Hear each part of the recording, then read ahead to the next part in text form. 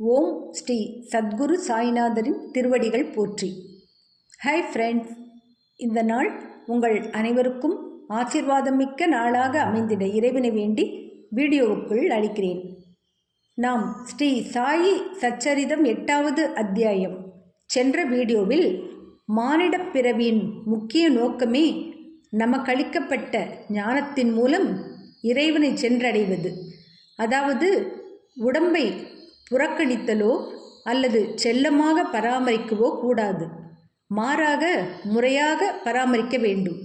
அதாவது குதிரையில் சவாரி செய்யும் ஓர் வழிப்பயணி தான் போகும் இடத்தை அடைந்து வீடு திரும்பும் வரைக்கும் தனது குதிரையை எவ்வாறு பராமரிக்கிறானோ அதையொப்ப இவ்வுடம்பை எப்போதும் வாழ்க்கையின் உச்ச உயர் நோக்கமான கடவுள் காட்சி அல்லது ஆத்மானுபூதியை அடையவே உபயோகப்படுத்தப்பட வேண்டும் என்ற உன்னத கருத்தையும், மேலும் பாபா உணவை எவ்வாறு இறந்தார், பாயஜாபாயின் சேவை போன்றவற்றை கேட்டு களிப்புற்றோம்.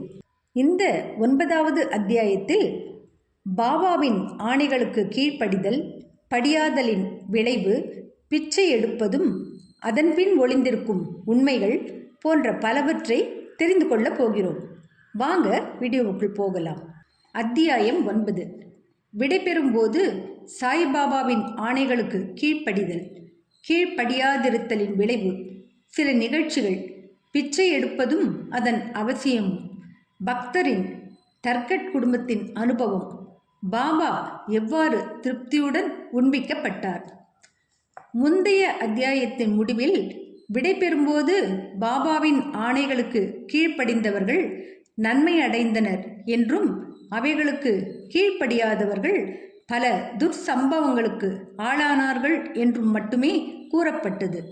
சில குறிப்பிட்ட நிகழ்ச்சிகளாலும் மற்றும் சம்பவங்களாலும் இக்கூற்று விவரமாக இந்த அத்தியாயத்தில் சித்தரிக்கப்பட்டுள்ளது. ஷீர்டி புனித யாத்திரையின் குணாதிசயம். ஷீர்டி புனித யாத்திரையின் ஒரு சிறப்பான வினோதம் என்னவென்றால், எவரும் ஷீரடியை விட்டு பாபாவின் அனுமதியின்றி அகன்று செல்ல முடியாது. அப்படி செல்வாரேயானால் அவர் சொல்லற்கரிய தொல்லைகளை வரவேற்கிறார். ஆனால் எவரேனும் ஷீரடியை விட்டு வெளியேறி செல்லும்படி பாபாவால் கேட்டுக்கொள்ளப்பட்டால் அவர் அங்கு அதற்கு மேல் தங்கியிருக்க முடியாது. பக்தர்கள் பாபாவிடம் சென்று வந்தனம் செய்து விடை பெற்று செல்லப் போகும்போது அவர் சில யோசனைகள் அல்லது குறிப்புகள் வழங்குவார். இந்த யோசனைகள் பின்பற்றப்பட வேண்டும். இவைகள் பின்பற்றப்படாவிட்டாலும் அல்லது விலக்கப்பட்டு இருந்தாலும் அங்கனம் தூண்டுரைகளுக்கு மாறாக நடந்தவர்களுக்கு விபத்துகள் நேரிடுவது உறுதி. இதை பற்றி சில நிகழ்ச்சிகளை கீழே குறிப்பிடுகிறோம். தாத்யா கோதை பாடில்.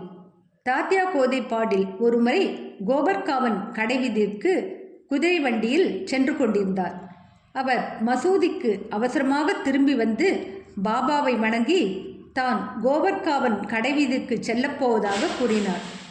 பாபாவோ, அவசரப்படாதே, சிறிது தாமதித்து கடைவீதிக்கு செல், கிராமத்தை விட்டு வெளியில் செல்லாதே என்றார். ஆனால் போவதற்கு அவருடைய வேகத்தை கண்ட பாபா ஷாமாவையாவது, அதாவது மாதவ்ராவ் தேஷ்பாண்டே உடன் அழைத்து செல்லுமாறு கூறினார். இவ்வுத்தரவை பொருட்படுத்தாது தாத்யா கோதே உடனே குதிரை வண்டியை ஓட்டிச் சென்றார்.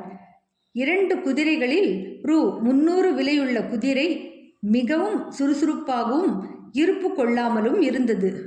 சாவுலி விஹீர் கிராமத்தை தாண்டிய பிறகு அது தாறுமாறாக ஓட ஆரம்பித்தது. இடுப்பில் சுளுக்கு ஏற்பட்டு கீழே விழுந்துவிட்டது.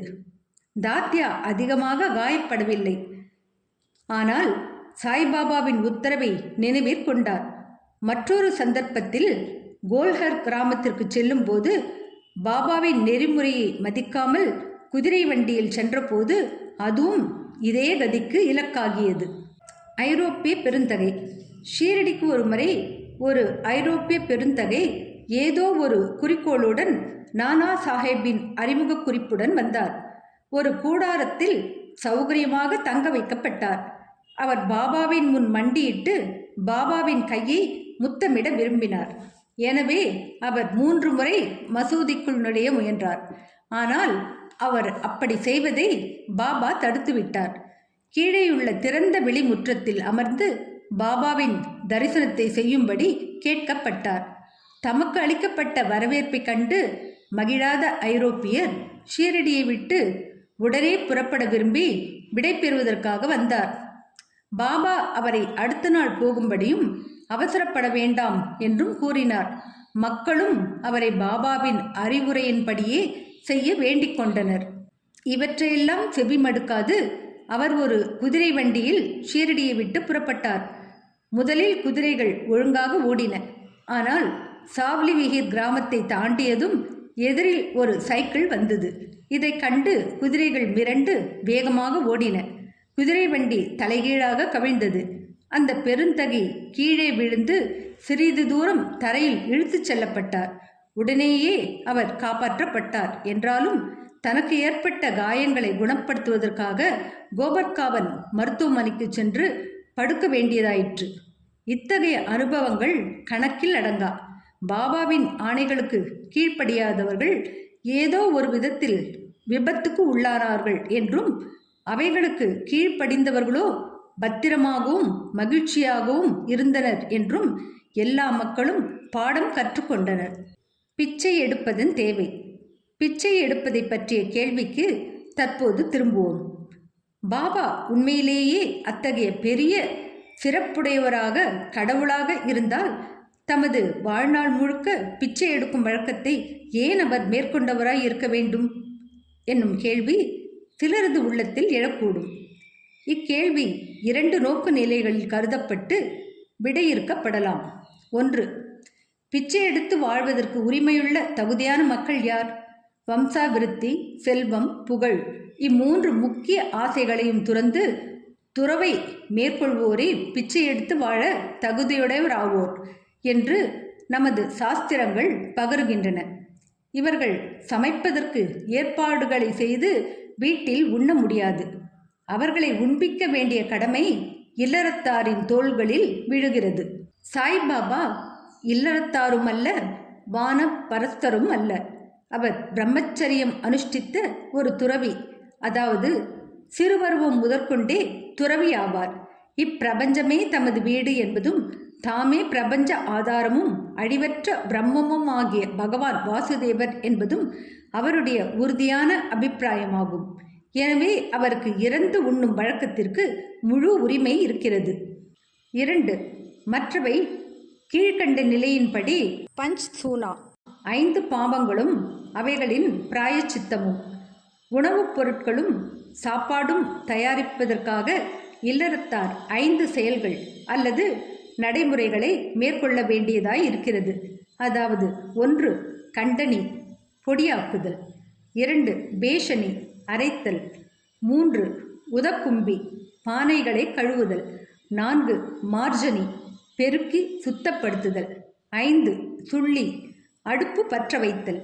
இச்செயல்முறைகள் எல்லாம் ஏராளமான சிறிய கிருமிகளையும் ஜந்துக்களையும் கொல்வதற்கு ஏதுவாகிறது. இவ்வாறாக இல்லறத்தார்கள் ஓரளவு பாவத்தை செய்தவர்களாகிறார்கள். இப்பாவத்துக்கு பரிகாரமாக நமது சாஸ்திரங்கள் 6 வகையான தியாகங்களை செய்ய பகர்கின்றன. 1. பிரம்மயஞ்ஞம் அல்லது பிரம்மத்துக்கு சமர்ப்பித்தல், 2. வேத அத்தியனம் அல்லது வேத பாராயணம், 3. பித்ரு யஞ்ஞம் மூதாதையர்களுக்கு சமர்ப்பித்தல், 4. தேவ யஞ்ஞம் தேவதைகளுக்கு சமர்ப்பித்தல், 5. பூத யஞ்ஞம் ஜந்துகளுக்கு சமர்ப்பித்தல், 6. மனுஷ அதிதி யஞ்ஞம் மனிதர்களுக்கும் அழைக்கப்படாத விருந்தாளிகளுக்கும் சமர்ப்பித்தல். சாஸ்திரப்படி இந்த தியாகங்களை முறையாக அனுசரித்தால் மன தூய்மை பெற்று ஞானமும் தன்னை உணர்தலையும் பெற உதவும். பாபா வீட்டுக்கு வீடு சென்றதன் மூலம் இல்லறத்தார்க்கு அவர்களின் புனித கடமையை ஞாபகப்படுத்தினார். பாபாவால் தங்கள் வீட்டிலேயே இங்கனம் பாடம் கற்பிக்கப்பட்டவர்கள் பேறு பெற்ற மக்கள் ஆவார்கள். பக்தர்களின் அனுபவங்கள். இன்னும் அதிக விறுவிறுப்புள்ள விஷயத்துக்கு தற்போது திரும்புவோம். கிருஷ்ண பரமாத்மா பகவத்கீதையில் அன்புடனும் பக்தியுடனும் யார் ஒருவர் எனக்கு ஓர் இலை, மலர், பழம் அல்லது நீரை சமர்ப்பிக்கிறாரோ அந்த தூய்மையான தன்னடக்கமுடையவருடைய அன்பு காணிக்கையானது ஆர்வத்துடனும் தாமதமின்றியும் என்னால் ஏற்றுக்கொள்ளப்படுகிறது என்று கூறியிருக்கிறார். சாய்பாபாவின் விஷயத்தில் ஓர் பக்தர் உண்மையிலேயே எதையாவது சமர்ப்பிக்க விரும்பியிருந்து பின்னால் அதையே சமர்ப்பிக்க அவர் மறந்துவிட்டாரெனினும் பாபா அவருக்கு அல்லது அவரது நண்பருக்கு அந்த காணிக்கையை ஞாபகப்படுத்தி அவரை அளிக்கச் செய்து அதை ஏற்றுக்கொண்டு பக்தரை ஆசீர்வதித்திருக்கிறார். இது போன்ற சில நிகழ்ச்சிகள் கீழே குறிப்பிடப்பட்டிருக்கின்றன. தர்கட் குடும்பம், தந்தையும் மகனும். முன்னர் பிரார்த்தனா சமாஜத்தை சேர்ந்த ராமச்சந்திர ஆத்மாராம் என்னும் பாபா சாஹேப் தர்கட் சாய்பாபாவின் ஓர் உறுதியான பக்தர் ஆவார். அவருடைய மனைவியும் மகனும் சாய்பாபாவிடம் அதற்கிணையாகவே அல்லது இன்னும் சற்று அதிகமாகவே கூட அன்பு செலுத்தினர். ஒருமுறை திருமதி தர்கட்டும் அவர்களது மகன் தர்கட்டும் மே மாத விடுமுறைக்கு ஷீரடிக்கு போவது என தீர்மானிக்கப்பட்டது. ஆனால் மகன் போக விரும்பவில்லை. காரணம், அவன் பாந்திரா வீட்டை விட்டு போவானேயாகில் வீட்டில் சாய்பாபாவின் பூஜை முறையாக கவனிக்கப்பட மாட்டாது என்று அவன் கருதியதே ஆகும். ஏனெனில் அவனது தகப்பனார் பிரார்த்தனா சமாஜத்தை சேர்ந்தவராதலால் சாய்பாபாவின் பெரிய படத்தை பூஜை செய்வதை அவர் லட்சியம் செய்ய மாட்டார் என்று அவன் கருதினான். எனினும் தனது மகன் செய்வதைப் போன்று அதே விதமாக தான் பூஜா கர்மங்களை செய்வதாக அவர் உறுதியாக வாக்களித்த பின்பு ஒரு வெள்ளிக்கிழமை இரவு தாயும் மகனும் ஷீரடிக்கு புறப்பட்டனர். அடுத்த நாள் சனிக்கிழமை தர்கட் அதிகாலையில் எழுந்திருந்து பூஜை செய்வதற்கு முன் நீராடிவிட்டு பூஜை அறையில் சாஷ்டாங்கமாக நமஸ்கரித்து, பாபா, எனது மகன் செய்த அதே மாதிரியாக நான் பூஜை செய்ய போகிறேன். ஆனால் தயவு செய்து அதை ஒரு எந்திரகதியான பயிற்சியாக ஆக்கிவிடாதீர்கள் என்று கூறிக்கொண்டே பூஜை செய்து சில கற்கண்டு கட்டிகளை நைவேத்தியமாக சமர்ப்பித்தார். அக்கற்கண்டு பகல் உணவின் போது பகிர்ந்தளிக்கப்பட்டது. அந்நாள் மாலையும் அதன் பின்னர் ஞாயிற்றுக்கிழமையும் எல்லாம் நலமாகவே நடந்தேறின. தொடர்ந்து வேலை நாளான திங்கட்கிழமையும் நன்றாகவே கழிந்தது. தனது வாழ்நாளிலேயே இம்மாதிரியாக பூஜையை செய்தறியாத தர்கட் தன் மகனுக்கு வாக்களித்தபடி எல்லாம் மிகவும் திருப்திகரமான முறையிலேயே நடந்தேறிக் கொண்டிருப்பதில் தனக்குள்ளேயே பெருமளவு நம்பிக்கை பெற்றார். அடுத்த நாளான செவ்வாயன்று வழக்கம்போல் காலையில் பூஜையை நிகழ்த்திய பின் தனது வேலைக்கு சென்றார். மதியம் வீட்டுக்கு வந்து உணவு பரிமாறப்பட்ட போது பகிர்ந்து கொள்ள கற்கண்டு பிரசாதம் இல்லாததை கண்டார். அவர் தமது சமையல்காரனை விசாரித்ததில் காலையில் எவ்வித நைவேத்தியமும் செய்யப்படவில்லை என்று அறிந்தார். பூஜையின் அந்த அம்சத்தை நிகழ்த்த அவர் அடியோடு மறந்துவிட்டிருந்தார்.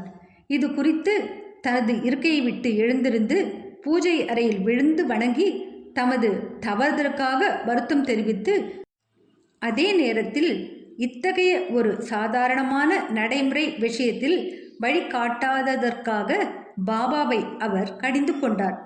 பின்னர் தனது மகனுக்கு உண்மைகளை கூறி ஒரு கடிதம் எழுதி அதை பாபாவின் பாதத்தடியில் வைத்து புறக்கணிப்பிற்காக தம்மை பொறுத்தரளவும் வேண்டுமாறு எழுதியிருந்தார். செவ்வாய்க்கிழமை மதியத்தில் பாந்திராவில் இது நிகழ்ந்தது. ஏறக்குறைய இதே நேரத்தில் ஷீரடியில் மத்தியான தீபாராதனை நிகழ்வதற்கு சிறிதே முன்பாக பாபா திருமதி தர்கட்டை நோக்கி, அம்மா, பாந்திராவில் உள்ள உனது வீட்டிற்கு ஏதேனும் உண்ணலாம் என்ற எண்ணத்துடன் சென்றிருந்தேன். கதவு பூட்டப்பட்டிருப்பதை கண்டேன். எப்படியோ உள்ளே நுழைந்து, பாவ், தர்கட் நான் உண்பதற்கு ஏதும் விட்டு வைக்கவில்லை என்பதை வருத்தத்துடன் அறிந்தேன். எனவே பசி தணிக்கப்படாமலேயே திரும்பிவிட்டேன் என்று கூறினார். அப்பெண்மணிக்கு இது ஒன்றும் புரியவில்லை. அருகிலிருந்த மகனோ, அதாவது பாந்திராவில் பூஜையில் ஏதோ தவறு நிகழ்ந்திருக்கிறது என்று அனைத்தையும் புரிந்து கொண்டு வீடு திரும்ப பாபாவின் அனுமதியை வேண்டினான்.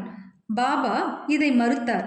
எனினும் அங்கேயே அப்பையனை பூஜை செய்ய அனுமதித்தார். அப்போது ஷீரடியில் நிகழ்ந்த விபரங்களையெல்லாம் பற்றி பையன் தகப்பனாருக்கு ஒரு கடிதம் எழுதி வீட்டில் பூஜையை அலட்சியம் செய்ய வேண்டாம் என்று மன்றாடி வேண்டியிருந்தான். 2 கடிதங்களும் ஒன்றையொன்று தாண்டி போய் இருவருக்குமே அடுத்த நாள் கிடைத்தது. இது ஒரு அற்புதம் அல்லவா? திருமதி தர்கட். தற்போது திருமதி தர்கட்டின் நிகழ்ச்சியை எடுத்துக்கொள்வோம். அவள் 3 பொருட்களை சமர்ப்பித்தாள்.